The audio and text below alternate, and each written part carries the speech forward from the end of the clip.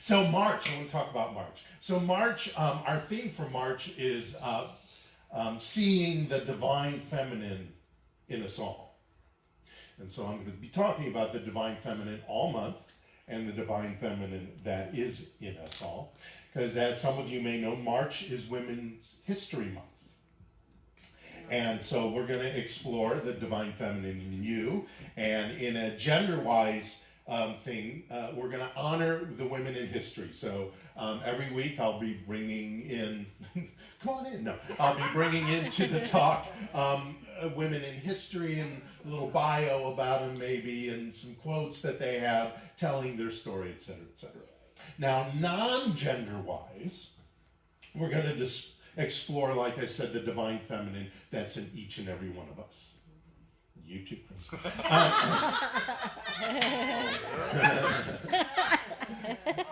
And me too. But I'm a 70s guy, so, you know, we naturally have a little divine feminine in us, whether we wanted it or not. I also want to wish everyone a happy National Pig Day.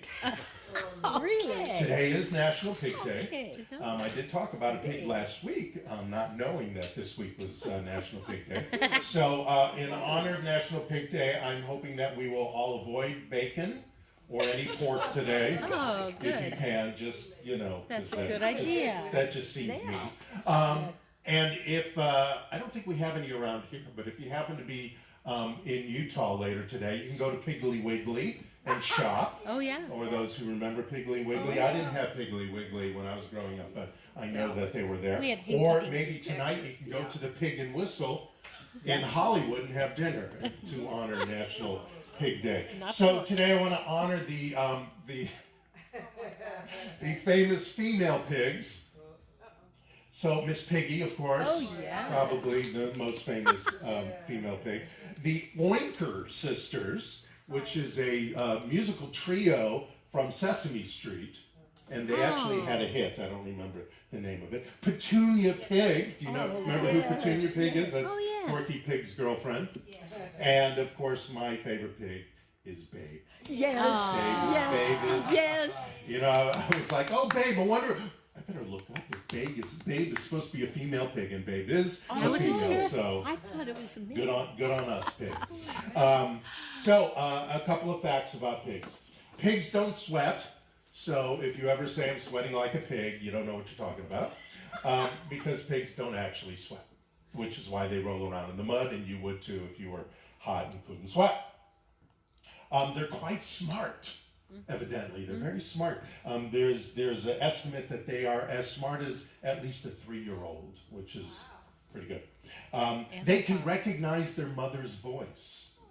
They've proven that, and I also read that there's a song that their mother will sing, and they will recognize that it's their mother singing that song when they're little babes. And if you have a fear of pigs and you start running, don't bother. They are clocked at a 7-minute mile. Whoa. That's a fast little animal. Now, one thing about pigs is that they don't see very well. And it's not because their eyes are kind of on the out, you know, a little on the out. They're not quite centered. It's because they lack focus in their eyes. They're mostly like a lot of animals. They smell and they hear. So they lack focus and they lack depth perception. And of course, then that gets me to my talk title, because of focus and depth perception, which is, are you living a myopic life? Like a pig, it lives a myopic life. Now, many of us, I am, are myopic, or our eyeballs are myopic. I wear contacts, and because evidently at a certain age, I was told by an ophthalmologist, you also lose some muscle control, which is different than your myopicness, and so that's why I have reading glasses as well. But the definition of being myopic is having an eyeball that is long.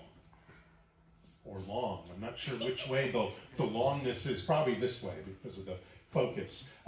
So we only see what's really near to us. So that's all we focus on. You know, we only focus on what's right here, especially if you're uncorrected, if you don't have contacts or glasses on. You only focus, you know, what's right here because that's all you can see, so you don't see anything, and you don't see much around you. Yes, you have peripheral vision, but you don't see much around you. Well, this happens in our perception of life, too. Uncorrected, our perception of life, we don't see the whole picture. We're only seeing what's right in front of us. You know, we start getting blinders.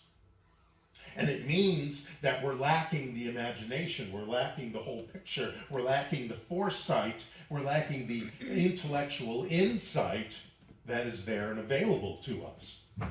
Nearsightedness in eyesight and insight puts us out of balance.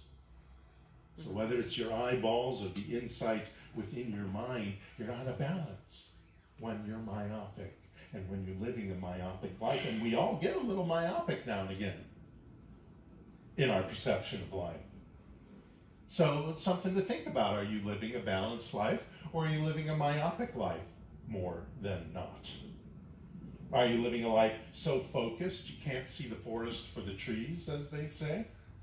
Or is your true nature in there, or are you focusing all on your troubles? Get where I'm going with this?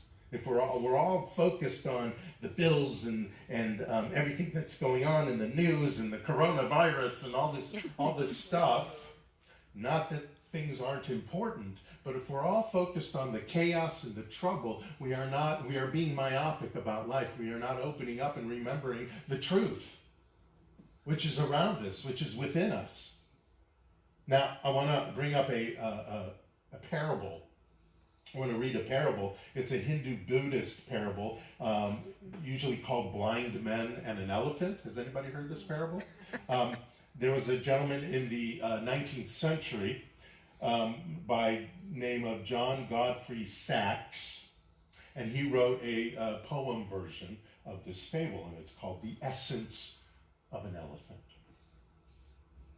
It was 6 men of Indostan, to learning much inclined, who went to see the elephant, though all of them were blind, that each by observation might satisfy his mind. The first approached the elephant, and happening to fall against his broad and sturdy side, at once began to bawl, "God bless me, but the elephant is very like a wall." The second, feeling of the tusk, cried, "Ho, what have we here? So very round and smooth and sharp, to me 'tis mighty clear. This wonder of an elephant is very like a spear." The third approached the animal, and happening to take the squirming trunk within his hands, thus boldly up he spake, "I see," quoth he, "the elephant is very like a snake." The fourth reached out an eager hand, and fell upon the knee. "What most this wondrous beast is like is mighty plain to me. That 'tis clear enough the elephant is very like a tree." The fifth, who chanced to touch the ear, said, "Even the blindest man can tell what this resemble most. Deny the fact you can. This marvel of an elephant is very much like a fan." The sixth no sooner had begun about the beast to grope, than seizing on that swinging tail that fell within his scope, "I see," quoth he, "the elephant is very like a rope." And so these men of Indostan disputed loud and long, each in his own opinion, exceeding stiff and strong, though each was partly in the right. All, yes, all, were very in the wrong. Now, yes, in this story, they're all blind. And they're all just feeling and deciding based on what they felt that the elephant must be this. Because they stayed there.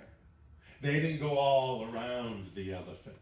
And even if they were blind, they were, wow, like a fan, like a snake, like a trunk, like a wall. They would see the whole of the elephant. They had what is called proximity blindness. Now, I'm not talking about their eyeballs in this particular moment. I'm talking about that they weren't seeing the whole. And we do that too. We do that in our eyeballs, and we do that in our insight. When we have proximity blindness, we're all out of balance of what's going on. And when we have that, and you're probably going to have that one time or another with something going on in your life, then, there's things you can do. You can treat, you can get yourself to a practitioner and have them treat with you, for you, as you. Or you can just sit down, take a second, and bring in that overview. Bring this back in. The divine, all its energies, all its power, all its attributes of the divine, knowing that you're it. And as you reveal that and become aware again of that, you will open up. In the Science of Mind book, there is a chapter called Repression and Sublimation, the Spirit of Sex. And it says life is androgynous, i.e. it contains within itself, meaning the divine, both the masculine and the feminine factors. The male and the female of creation come from one principle, all come from the one, and all will return to the one. All are now in the one and will forever remain in the one. Now, it is myopic of us to be gender-oriented in the divine as well as in ourselves, to close ourselves up to all the gender-like qualities. It limits our beliefs. It limits our ability to express the one that we are. Now, even in the scriptures, I know that we usually hear that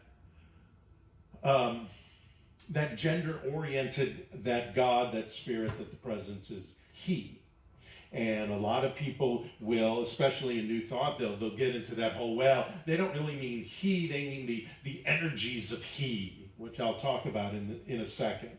The energies of the sacred masculine, you might say, and that's why God is called he, not because God is some old man in the sky. That's more of a New Thought kind of excuse to me. What's interesting is the word in Genesis, there's hundreds of different words for God, for spirit, for the divine in the scriptures, both old, new, ones removed, all that stuff. But in the Hebrew, in the Syriac, and the Aramaic, the original languages of the scriptures, the word for God is actually gender complete, as they say. It's not gender neutral. It's not gender specific. It's gender complete. And let me illustrate that for you. The word, especially in Genesis, that is used is Elohim. That is the Hebrew, Elohim. And Elohim is actually a mixed gendered word. The root of Elohim is Eloah. Eloah is a distinctly female title for the creative power of everything. And they attach that to the plural that is grammatically masculine. They put a suffix on the end. That's the heme. So that makes Elohim mixed gendered and thus gender complete. So God or the Lord or the divine or spirit or whatever you want to call it, or translate it, actually means Father, Mother, God. Because the word is both masculine and feminine, or both feminine and masculine. Right then and there. That's what we're made of. That's what we do to keep in balance. So let's talk a little bit about the sacred masculine energy. Now, that's some of these things you'll realize, oh, that's why New Thought or New Thought type philosophies excuse the using of he, because these energies seem more masculine, which seems more like what's going on, but not really. Let's see. So sacred masculine energy equals logic, reason, taking action, loyalty, security, stability, assertive, but not aggressive. Aggression is not a true masculine energy quality. Aggression comes with ego and fear. So assertiveness is different. A sacred masculine energy is clear intentions, strength, leadership, and courage, confident without arrogance. Again, arrogance is fear and ego in the way. If you need to be arrogant about, who you are, a lot of people are arrogant because they don't feel heard. So that occurs too. But that again is a fear and an ego-based thing. So confidence without arrogance, rational without a need to be in control, honorable, diplomatic, and honest without a desire for war or violence, adventurous but not reckless. Those are considered the sacred masculine energies. Okay? So some of them, we all have those, obviously. Now, the divine feminine energy, now this is interesting, is a deep wisdom rooted in trusting one's intuition and heart. That's a definite feminine energy. A passionate, creative, and life-giving, obviously, force which supports deep, heartfelt nurturing and healing of all creation with gentleness, patience, and flexibility. That is feminine energy. So if you think about the creation, even if you think about the Big Bang, you think about the Big Bang as a sort of, you can think of it as a violent thing because it's an explosion, and in our vernacular, explosion seems to be a violent thing, and that's very masculine. But the act of creation, which only, as far as giving life to another human, is only a feminine thing. So both are going on at the same time when creation is happening. Whether you're reading creation in Genesis or any of those types of stories, and I started writing a book about that. But I gave a talk about that a couple of months ago about creationism and evolution and the Big Bang and how they actually are saying the same thing. In that whole intelligent design is not necessarily talking about God. I know the creationists have kind of picked up that idea of intelligent design, but to me, intelligent design is the Big Bang. Because intelligence made that happen. But that intelligence has both the divine feminine and the sacred masculine going on at the same time, because one couldn't happen without the other.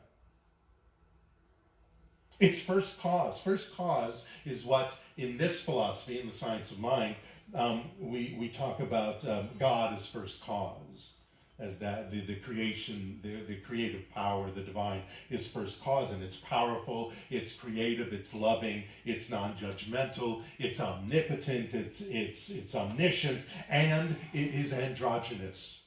It has no gender. It has no sex gender. It is a dance, it is a balance that we all share when we are open to it. It's like many people are talking about this year because of the date of the year, it's really the 2020 vision of everything. The clear vision of everything is the combination and the balance of the sacred masculine and the divine feminine. So I want to ask us all to not be short-sighted. That's another thing that happens when you're myopic. You become short-sighted, right? Because you can only probably see this far, depending on your how much you are myopic. I want to say myopathy, but that's a whole different. It's a whole different thing. I read how much you're myopic is depending on how short-sighted you are. Don't ignore that the divine feminine for us gentlemen, and the sacred masculine for the feminine of our gender to be mixed. Most of us, most people that I know, and a lot of people that I know are watching, do mix that. And occasionally a little more on some days, and a little less of this on some days, but do mix that. Mixing that is what centers us, what balances us, what makes us logical and heart-centered, what makes us assertive but staying in the sacred, what makes us rational but through our intuition, what makes us strong and courageous while at the same time nurturing and healing. So I want to ask us all to be the God, to reveal the divine in us, to be the Elohim. Elizabeth Kubler-Ross wrote, "People are like stained glass windows. They sparkle and shine when the sun is out, but when the darkness sets in, their true beauty is revealed only if there is a light from within." Living a myopic life, a short-sighted life, comes from living only from out here, like Caressa was talking about.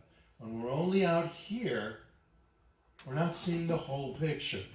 Oh, we can turn around, we can look around, we can write our notes and our goals and the goods and the bads and all those comparison things. We can feel like we are doing a 360 about things happening in our lives and what we would like to do to move that forward or in a different way. But if we aren't coming from within, this tends to dissipate.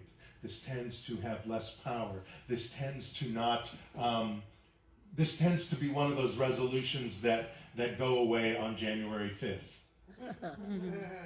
Because we are not using the power that is coming from within us. We are so narrow-focused, we are so myopic about, I'm going to do this, that we don't allow the power that is in here to support us. We're only taking action. We're only doing the masculine energy of this idea and not bringing in the divine feminine idea. So be gender complete. I'm not talking about your body parts. Be gender complete. And then you'll live a life of song, of poetry, of light, of love, of assertiveness, of courage, of strength, of honesty, of prosperity, and of love. Thank you so much. Namaste.